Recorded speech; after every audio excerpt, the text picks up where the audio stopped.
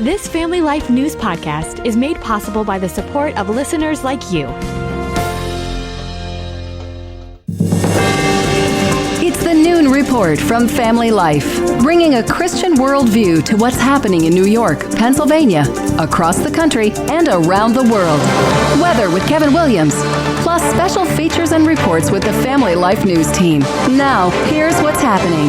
The Harris interview. Good afternoon. Welcome to the broadcast with Election Day just 3 weeks away now. Vice President Kamala Harris sits down tonight for a hard-hitting interview with Fox News. Anchorman Bret Baier will ask the tough questions starting at 6 p.m. He was asked by the network today why he thinks Harris agreed to this interview. A lot of it is about a changing map, and we've seen that develop over recent days. And swing states are tight or even trending towards the former president. I think that there is an outreach, especially for men, maybe Nikki Haley voters. So I think she's trying to reach out to that audience. VP Harris told a radio talk show host last night that she's open to slave reparations for Black Americans and wants to legalize recreational marijuana at the national level. Conservative commentator David Webb thinks Harris is playing identity politics, but it won't work, he says, because blacks, like whites, feel the effects of a lackluster economy. When a black man and a white man walk down the aisle of the grocery store, is there a pricing difference for them?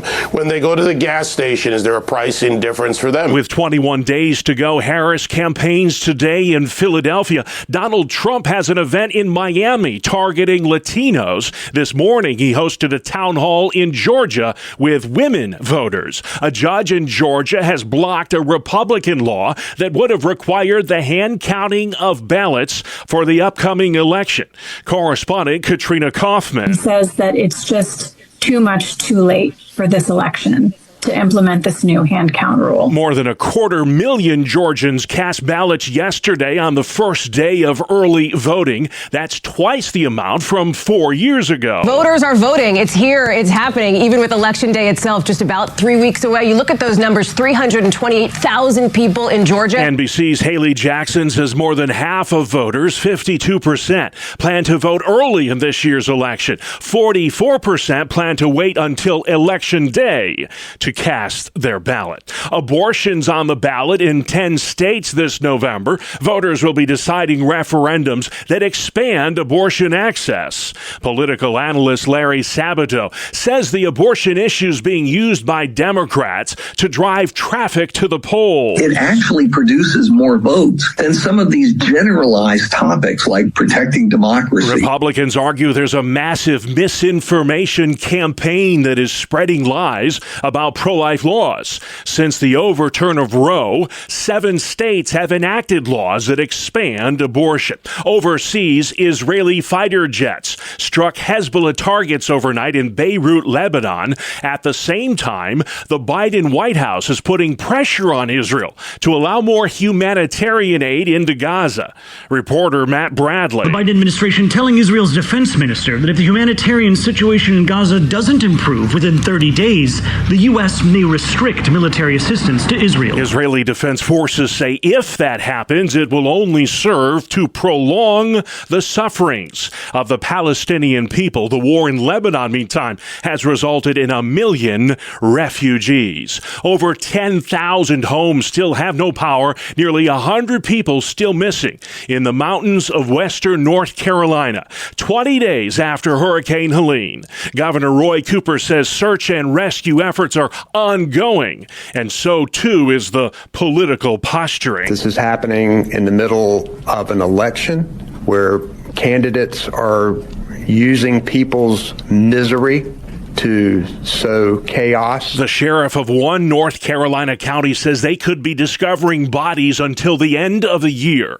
This woman's mom is among the missing. It's hard to truly grieve a person without a body and move on from this. We feel stuck. Dozens of Blue Ridge Mountain communities were literally wiped off the map by Hurricane Helene. Today marks 1 week since Hurricane Milton. That storm blamed for 25 deaths in the state of Florida. Communist China is shutting down international adoptions. The action by Beijing brings an end to a 30-year program that allowed U.S. families to adopt children from China. 150,000 Chinese children are still awaiting adoption. Still to come on the Noon Report, a Tuesday edition. Alarm bells ring over EV rules, the nationwide IV fluid shortage, and Prop 1 on the ballot. What is it? Anyway. Good afternoon. I'm Kevin Williams. We're still looking at November-like weather today, but a big change is on the way. Forecast details are coming up. We'll see you in 10 minutes. All right, Kevin, thank you very much. Let's check the stories next. Making news where you live. Hospitals across New York and Pennsylvania are delaying non-emergency surgeries today because of a nationwide shortage of IV fluids. Dr. Michael Apostolakis is the chief medical officer for the University of Rochester School of Medicine. I understand the frustration. I am frustrated. Unfortunately, the shortage of IV fluids has made us make difficult decisions to make sure that we could take care of all emergent, urgent, and critically ill patients. The delays due to Hurricane Helene damaging an IV fluid manufacturing facility in North Carolina. Just 5 days to go to register to vote in Pennsylvania. If you live in New York, you've got 10 days left. Family Life's Sarah Harnish. Yeah, that deadline to register to vote is closing in for the November 5th general election. Monday, October 21st in Pennsylvania, and Saturday, October 26th in New York. Poll workers were out in full force in PA on Tuesday to get you all the information you need to be prepared. You can even see what the voting machines look like ahead of time. I urge you to check your county's election website so you can see what do the voting machines look like in your county. How do the machines work so that you have a really good sense of what you're going to see when you go to your polling place. Sarah Harnish, Family Life News. All right, Sarah, thank you. A controversial ballot initiative in New York this fall is getting a lot of attention. Perhaps you've heard of Prop 1. Attorney Eugene Welch says that referendum is vague and could spell trouble. We don't know what we're going to get. It's a well-intended effort to make discrimination illegal for a lot more categories of people. But what does that mean? That remains to be litigated in some court of New York State. Pro-family forces say if Prop 1 passes, it could undermine parental rights, endanger girls' sports, and restrict religious freedoms. The candidates for U.S. Senate in Pennsylvania debated the issues last night for the final time before the November 5th election. The Bob Casey-Dave McCormick race, one of the most closely watched in the country. This one could go either way. McCormick explains what he thinks he needs to do to upset the three-term incumbent Bob Casey. I also need to be able to appeal to independents. I need to be able to appeal to people who are on the fence in places like Allegheny County, in places like southeast Pennsylvania, the collar counties around Philadelphia. Fracking and abortion were major talking points at last night's debate. The Pennsylvania Attorney General candidates squared off last night for a debate. That exchange happened at the studios of ABC 27 in Harrisburg. The Democratic challenger... My name is Eugene D. Pasquale, and I want to be your Attorney General. He's taking on Republican Dave Sunday, the current district attorney for York County. Attorney General is Pennsylvania's top prosecutor. Both men pledged if elected, they would serve their full 8-year term. D. Pasquale is on the radar of pro-life groups. They argue as Auditor General, he worked to try and shut down crisis pregnancy centers in Pennsylvania. A federal judge has struck down a 2-year-old gun law in New York.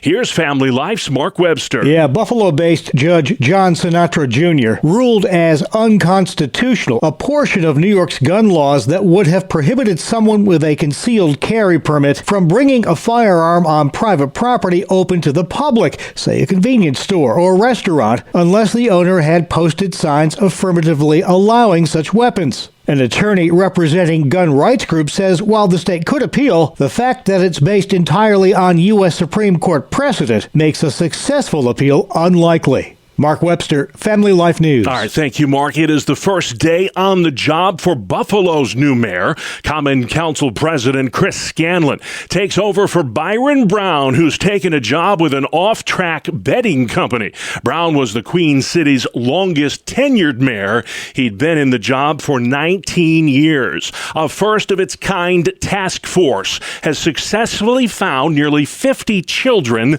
listed as missing in Erie County, New York. A team of experts took on 50 separate cases of kids who'd been listed as runaways or had been taken by their non-custodial parents. They're a missing, endangered child. They're not a runaway. And if we start labeling them properly, maybe then the resources and time and effort and energy goes into helping them properly. Kevin Branzetti with the National Child Protection Task Force partnered with local law enforcement to bring these kids home. Erie County has the third highest missing children cases of any county in New York. New York Attorney General Tish James is accusing the Niagara Wheatfield Central School District of turning a blind eye towards school bullying.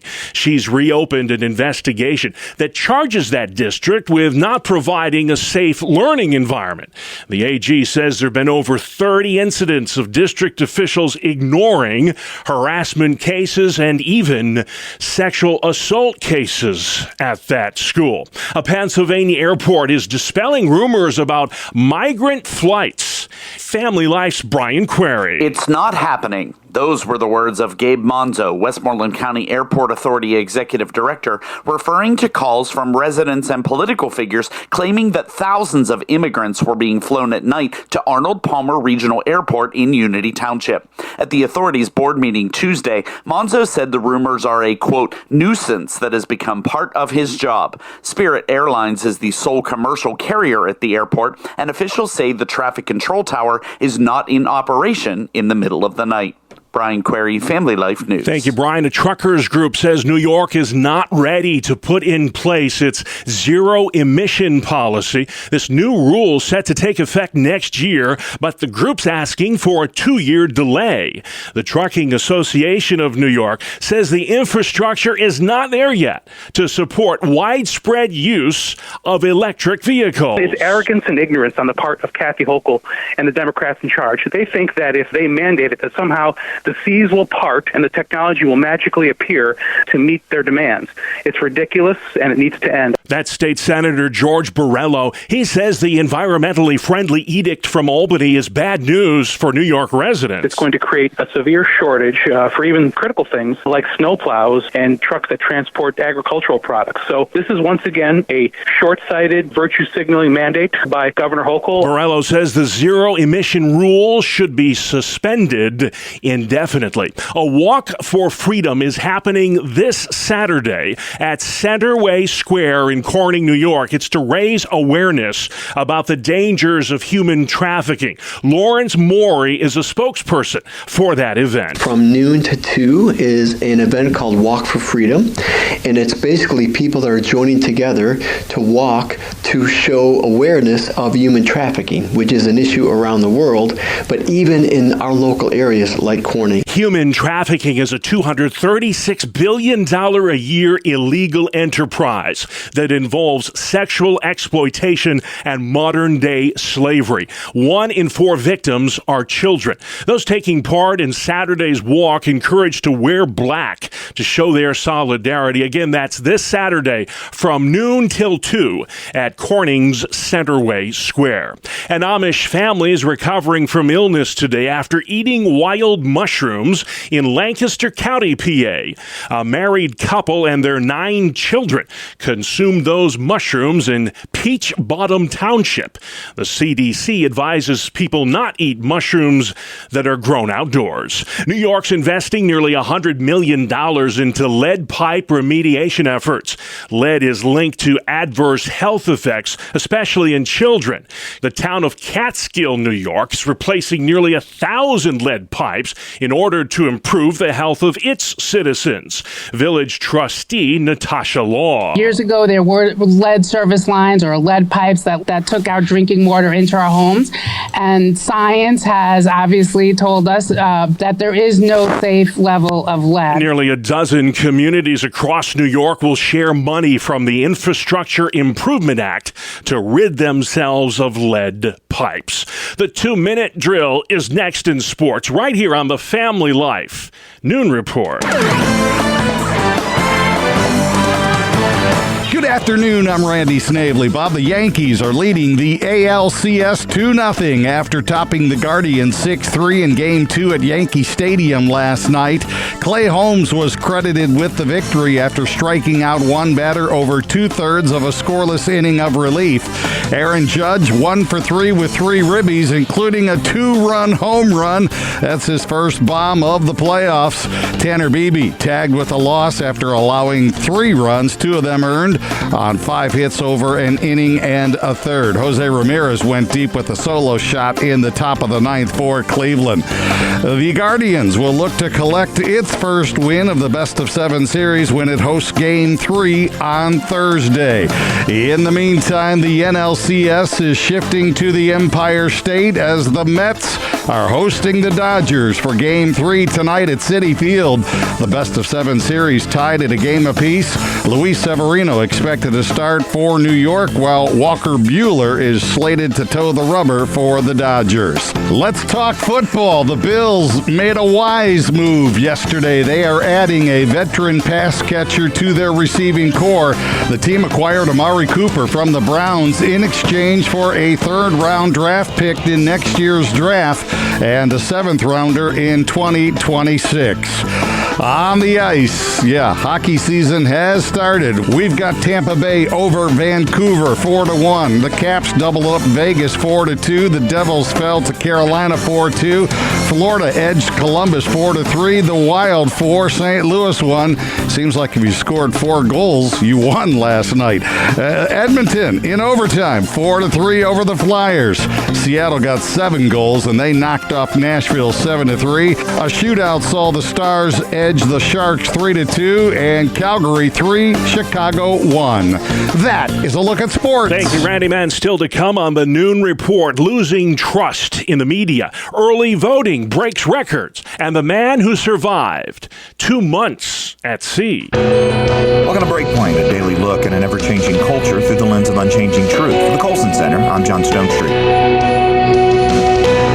In a familiar scene from the musical Fiddler on the Roof, the eldest sister of 5 daughters reminds her sisters of the reality of marital economics. In imitation of the town's matchmakers, she sings, quote, "Did you think you'd get a prince? Well, I do the best I can. With no dowry, no money, no family background, be glad you've got a man." As lighthearted as the song is, it does reveal the not-so-romantic realities of marriage, at least as historically understood and practiced. Realities that in other times and places were much more pronounced and much less obscured. Years ago, the Austin Institute for the Study of Marriage and Culture published a video describing how that has changed. It's a video that should be required viewing, especially for young people and their parents. The Economics of Sex is the name of the video, and it depicts the market realities of sex and marriage. Utilizing economic terms, it made the case why, unlike in previous times, fewer couples today pursue marriage, or if they do, it happens later than ever before. According to the analysis in the video, the sexual revolution has complicated the dating step on the path toward marriage. And it's also harmed women by lowering the social cost of sex and dating.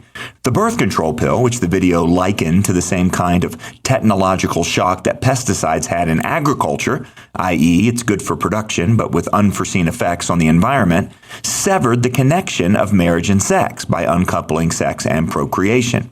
In a tale of unintended consequences, the severing normalized intimate relations outside of the commitment of marriage by lowering the risk of having a baby. This, in turn, has led to fewer men seeking serious relationships, especially at a younger age, and that, in turn, has left a surplus of women who desire marital security but are unable to find it. Increasingly, in fact, for both men and women, marriage is now seen as more of a capstone choice made by those who have achieved some kind of security rather than as a stepping stone toward adulthood. Now, none of these dramatic alterations in the marriage landscape will matter if marriage is only a social construct, an institution invented by people and changing over time in order to navigate the social norms of a particular time and place.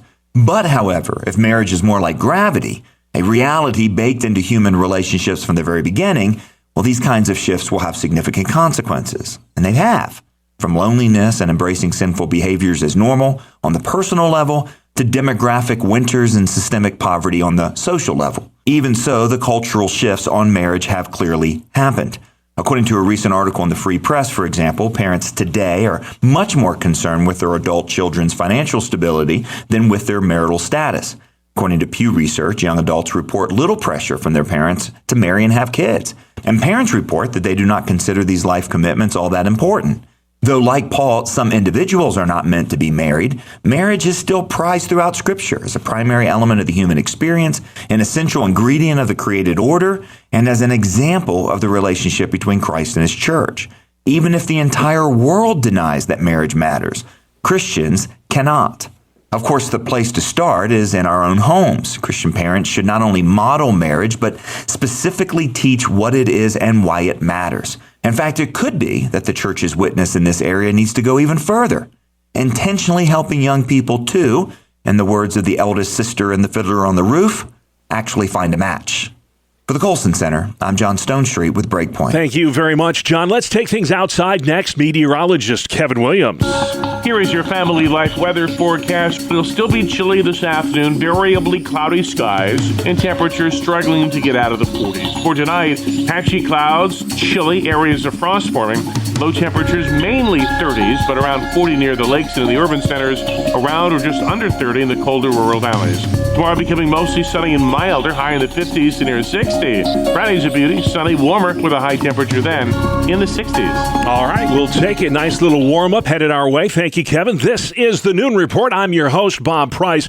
Here's what's happening Wednesday, October 16th. Georgia has just set a new record for early voting. Over 300,000 Georgians cast ballots on the first day of early voting. That's twice the number from 4 years ago. A new NBC News poll shows 52% of us plan to vote early in the November 5th election. 44% say they'll wait till Election Day. Vice President Kamala Harris has a sit-down tonight with Fox News anchorman Bret Baier. Will ask the questions starting at 6 o'clock. We asked political pundit Dr. Steve Coleman why Harris would agree to this interview. People feel she's been less than transparent and has shied away from interviews and going into the lion's den. Recently, she's done more interviews, obviously, but for a long time, interviews were few and far between. Dr. Coleman says Harris may be trying to appeal to white men or disenfranchised Republicans with that Fox News interview. I asked him the question on the minds of many leading up to the election. Do you think we will know the winner on Tuesday night, November 5th? Absolutely not. Pennsylvania doesn't start to count the mail-in ballots until Election Day, and so it's not going to be Election night. It might be the next day, or it might be the next couple of weeks, because it's going to be so close.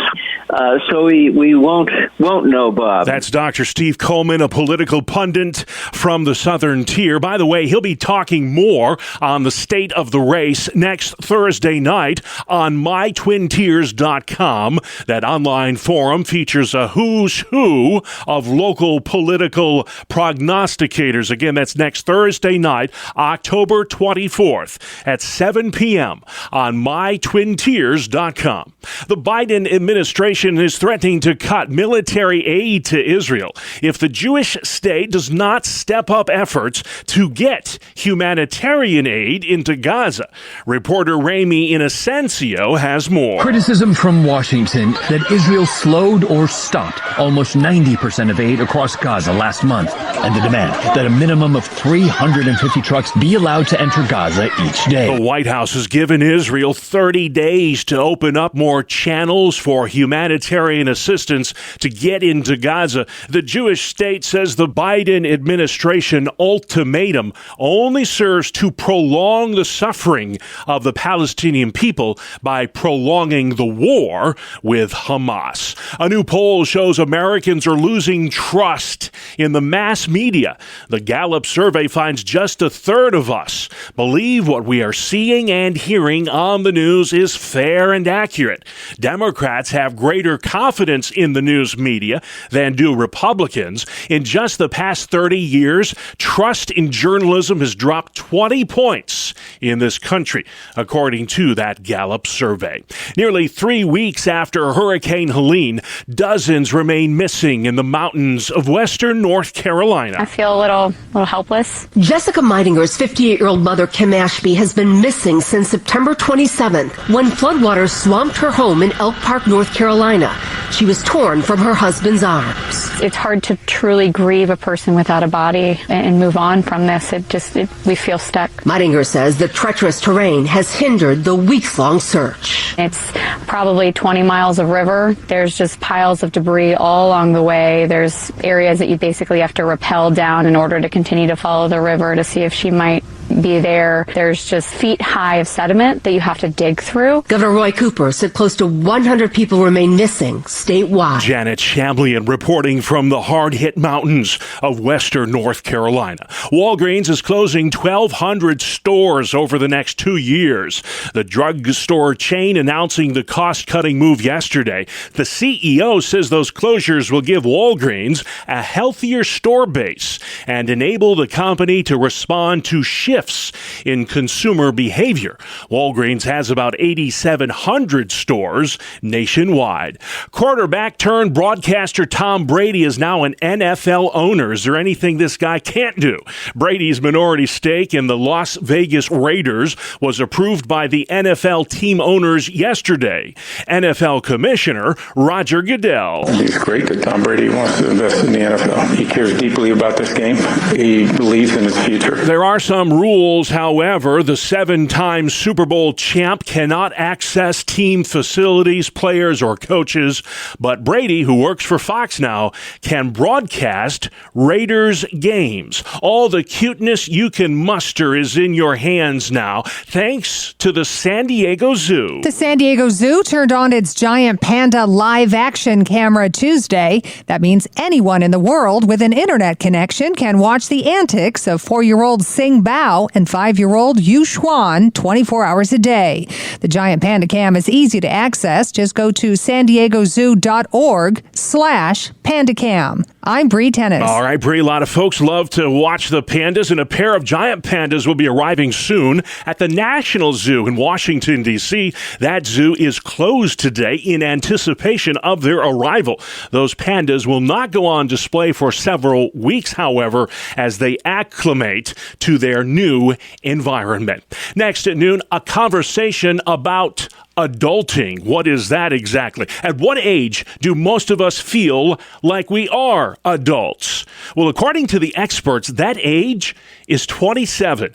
Licensed Christian counselor Chris Anderson talking more about this with our own Sarah Harnish on this week's Real Answers. You know, it's interesting how you even phrase that, is that the age at which most adults start to feel like adults. Well, I'll tell you what, that doesn't mean that they're not adults just because they don't feel like it. That right there is probably the key condition in all of this, is we're so dependent on our feelings to tell us what is and what isn't, instead of saying, no, I'm 20 years old, I'm an adult, I need to step it up a bit. Can you talk about excessive obsession with entertainment? Absolutely. And this is, I think, a big part of this is because of how readily available entertainment is in so many forms these days. And particularly if you think about the whole concept of binge watching, there was no such thing as binge watching until Amazon Prime and Netflix and Hulu and all these other services came online and offered you entire seasons of a particular show. And also electronic availability. You know, it can be in your hand, it can be on your television, it can be on your laptop, it can be on your desktop. And so we've become a very entertainment-oriented society, which also goes hand in hand with the entitlement entitlement and overindulgence in these things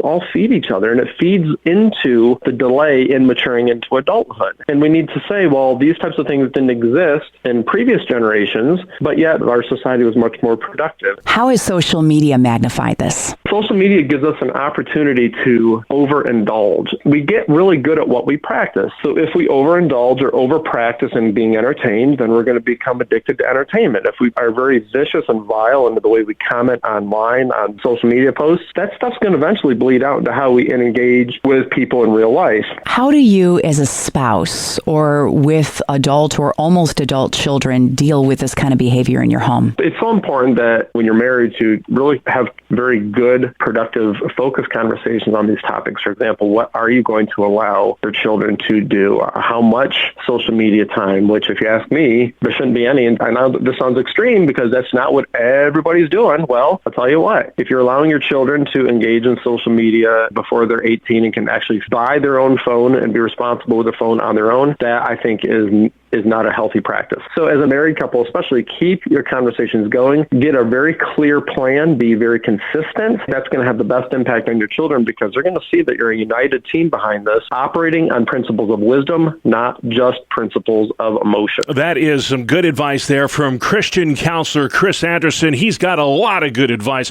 and you can listen to Sarah's full conversation with him on this whole concept of adulting. It's our latest Real Answers podcast at familylife.org. Just look for the news tab on our podcast page. Coming up after the break, a survival story from the other side of the world. Good afternoon. Here is your Family Life regional weather forecast. We're still mired in this early November-like weather pattern, but changes are coming. Thanks to a shift in the jet stream, our air will be coming in not from Canada later this week, but from the southern states. A big warm-up will result. But it'll still be chilly this afternoon, variably cloudy skies, intervals of sun, and a passing shower here and there, and temperatures struggling to get out of the 40s. For tonight, patchy clouds, chilly, areas of frost forming, low temperatures mainly 30s, but around 40 near the lakes and in the urban centers, around or just under 30 in the colder rural valleys. Tomorrow becoming mostly sunny and milder, high in the 50s to near 60. Friday's a beauty, sunny, warmer with a high temperature then in the 60s. All right, Kevin, short sleeves for the weekend. Love the sound of that. And finally, at noon today, a Russian man survived more than 2 months drifting in icy seas off the coast of Siberia on an inflatable boat. This guy and 2 others started that harrowing journey August 9th in a catamaran. The 2 others sadly did not survive, but this man did. The dinghy he was in was discovered on Monday by a fishing vessel in the western Pacific Ocean 66 days after it set off. The man is said to have survived on rainwater, dried noodles, and peas. And that's our world, the world we live in. Wednesday, October 16th. I'm Bob Price. Family Life News. You've been listening to the Noon Report, heard weekdays on Family Life. Thank you for listening.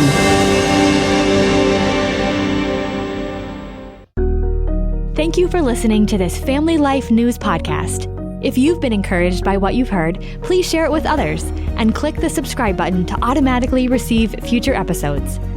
Family Life is a listener-supported ministry. Podcasts like this are made possible by your financial partnership. Find out more at familylife.org.